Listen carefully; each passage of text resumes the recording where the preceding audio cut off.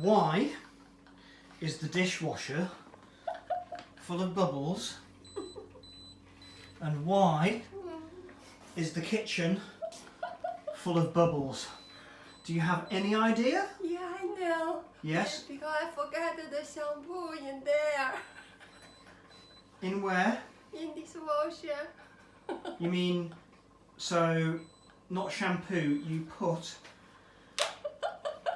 the fairy liquid in the bowl, Yes. and then you put the bowl in the dishwasher.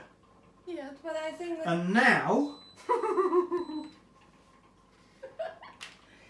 I think the bubble can go away, but I don't think that Ying? they go out. Ying, Hmm? which way do bubbles go? Do they go? down? No, which way do bubbles go?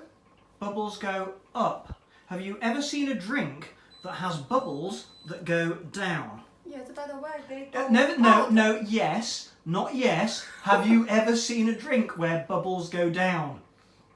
But why go out? They can go up, but don't need to go out. Because it's past all of the seals on the dishwasher. But at least we're going to have a clean floor, aren't we? Yes. Right, so I'm going to have a gin and tonic. Have fun.